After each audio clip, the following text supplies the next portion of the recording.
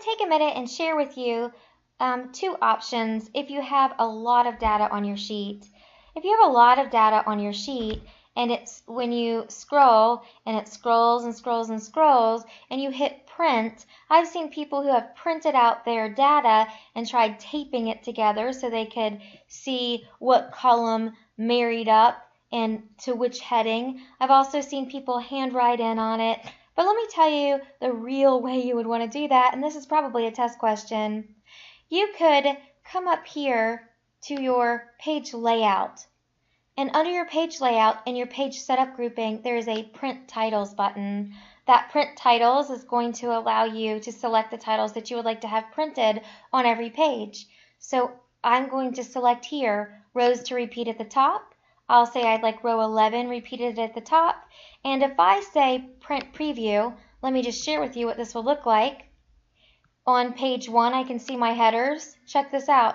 On page 2, now I see my headers, and so on, page 3 and page 4. So that will take care of it. All I have to do is say print titles, rows to repeat at top.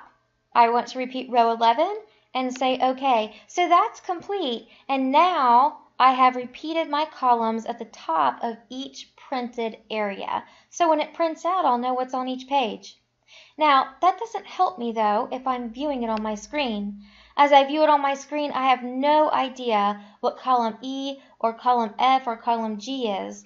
In that case, I'd want to change the way I view it. So sometimes sort of look at this logically, the way I view this. So I'd want to go to my View tab, and on my View tab, it gives me the opportunity to use this button here. This is called FreezePanes. If I select FreezePanes, it lets me freeze the top row instantly, which isn't going to help us in this case. It also lets me freeze the first column. That won't help me either. So what I want to do is select to freeze panes, but I have to tell it where I'd like to freeze my panes. So if I want to make sure that I'm always seeing all of these titles all the way across, I want to ensure that I select a cell so that everything from the top and to the left. So I'm going to select cell A12 because I don't need anything to the left, but I want everything to the top.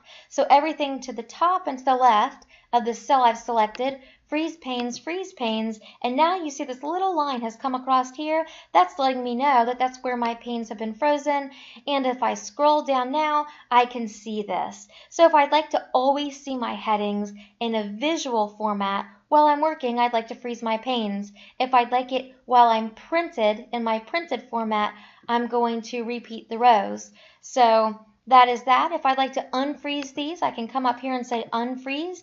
If you freeze them in the wrong place, you can come up here and say freeze and unfreeze, right? So now, just so you can see, I've selected cell D12, and now as I scroll down, because it does everything from the top and left, so you can see my top is now moving, but check this out. Now if I move right, that stays put as well. Okay, so it depends on where you are asked to freeze panes or where you need to freeze panes. So that's freeze.